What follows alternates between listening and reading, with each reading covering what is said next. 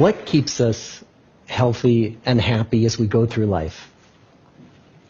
If you were going to invest now in your future best self, where would you put your time and your energy? There was a recent survey of millennials asking them what their most important life goals were. And over 80% said that a major life goal for them was to get rich. And another 50% of those same young adults said that another major life goal was to become famous. And we're constantly told to lean into work, to push harder and achieve more. We're given the impression that these are the things that we need to go after in order to have a good life. Pictures of entire lives, of the choices that people make and how those choices work out for them, those pictures are almost impossible to get. Most of what we know about human life, we know from asking people to remember the past. And as we know, hindsight is anything but 20/20. We forget vast amounts of what happens to us in life, and sometimes memory is downright creative. But what if we could watch entire lives as they unfold through time? What if we could study people from the time that they were teenagers all the way into old age to see what really keeps people happy and healthy? We did that. The Harvard study of adult development may be the longest study of adult life that's ever been done. For 75 years, we've tracked the lives of 724 men. Year after year, asking about their work, their home lives, their health, and of course asking all along the way without knowing how their life stories were going to turn out. Studies like this are exceedingly rare. Almost all projects of this kind fall apart within a decade because too many people drop out of the study, or funding for the research dries up, or the researchers get distracted, or they die, and nobody moves the ball further down the field. But through a combination of luck and the persistence of several generations of researchers, this study has survived. About 60 of our original 724 men are still alive, still participating in the study, most of them in their 90s. And we are now beginning to study the more than 2,000 children of these men. And I'm the fourth director of the study. Since 1938, we've tracked the lives of two groups of men. The first group started in the study when they were sophomores at Harvard College. They all finished college during World War II, and then most went off to serve in the war. And the second group that we've followed was a group of boys from Boston's poorest neighborhoods. Boys who were chosen for the study specifically because they were from some of the most troubled and disadvantaged families in the Boston of the 1930s. Most lived in tenements, many without hot and cold running water. When they entered the study, all of these teenagers were interviewed, they were given medical exams. We went to their homes and we interviewed their parents. And then these teenagers grew up into adults who entered all walks of life. They became factory workers and lawyers and bricklayers and doctors, one president of the United States. Some developed alcoholism. A few developed schizophrenia. Some climbed the social ladder from the bottom all the way to the very top. And some made that journey in the opposite direction. The founders of this study would never in their wildest dreams have imagined that I would be standing here today, 75 years later, telling you that the study still continues. Every 2 years, our patient and dedicated research staff calls up our men and asks them if we can send them yet one more set of questions about their lives. Many of the inner city Boston men ask us, why do you keep wanting to study me? My life just isn't that interesting. The Harvard men never asked that question.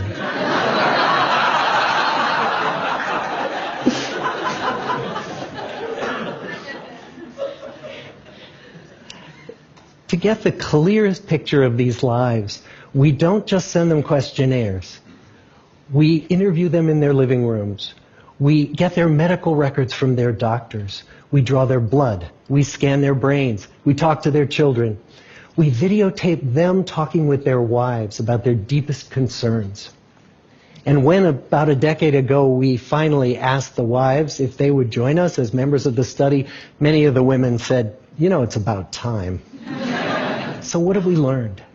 What are the lessons that come from the tens of thousands of pages of information that we've generated on these lives? Well, the lessons aren't about wealth or fame or working harder and harder. The clearest message that we get from this 75-year study is this: good relationships keep us happier and healthier. Period.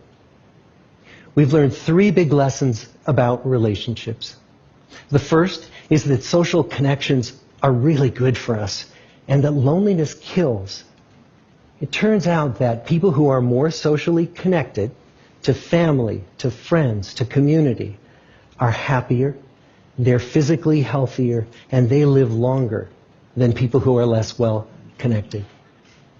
And the experience of loneliness turns out to be toxic. People who are more isolated than they want to be from others find that they are less happy, their health declines earlier in midlife, their brain functioning declines sooner, and they live shorter lives than people who are not lonely. And the sad fact is that at any given time, more than 1 in 5 Americans will report that they're lonely. And we know that you can be lonely in a crowd and you can be lonely in a marriage.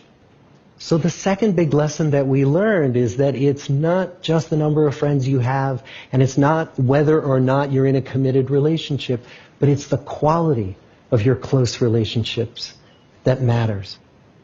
It turns out that living in the midst of conflict is really bad for our health.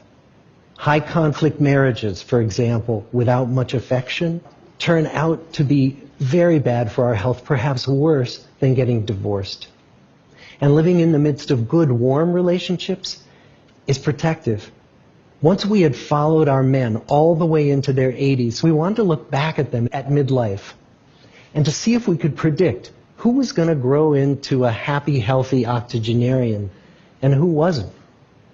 And when we gathered together everything we knew about them at age 50, it wasn't their middle-aged cholesterol levels that predicted how they were going to grow old.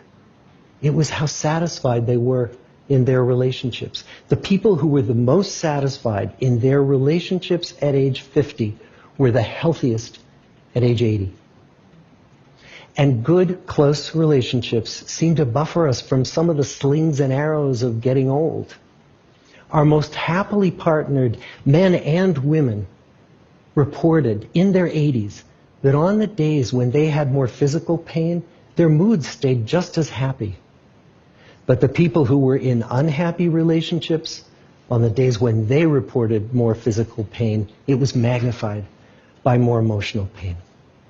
And the third big lesson that we learn about relationships and our health is that good relationships don't just protect our bodies, they protect our brains. It turns out that being in a securely attached relationship to another person in your 80s is protective. That the people who are in relationships where they really feel they can count on the other person in times of need, those people's memories stay sharper longer. And the people in relationships where they feel they really can't count on the other one, those are the people who experience earlier memory decline. And those good relationships, they don't have to be smooth all the time. Some of our octogenarian couples could bicker with each other day in and day out. But as long as they felt that they could really count on the other when the going got tough, those arguments didn't take a toll on their memories. So, this message that good, close relationships are good for our health and well-being, this is wisdom that's as old as the hills. Why is this so hard to get and so easy to ignore? Well, we're human. What we'd really like is a quick fix, something we can get that'll make our lives good and keep them that way. Relationships are messy and they're complicated, and the hard work of tending to family and friends, that's not sexy or glamorous. It's also lifelong. It never ends. The people in our 75-year study who were the happiest in retirement were the people who had actively worked to replace workmates with new playmates. Just like the millennials in that recent survey, many of our men, when they were starting out as young adults, really believed that fame and wealth and high achievement were what they needed to go after to have a good life. But over and over these 75 years, our study has shown that the people who fared the best were the people who leaned into relationships with family, with friends, with community. So what about you? Let's say you're 25, or you're 40, or you're 60. What might leaning into relationships even look like? Well, the possibilities are practically endless. It might be something as simple as replacing screen time with people time, or livening up a stale relationship by doing something new together, long walks or date nights, or reaching out to that family member who you haven't spoken to in years, because those all too common family feuds take a terrible toll on the people who hold the grudges. I'd like to close with a quote from Mark Twain. More than a century ago, he was looking back on his life, and he wrote this: "There isn't time, so brief is life, for bickerings, apologies, heartburnings, callings to account. There is only time for loving, and but an instant, so to speak, for that."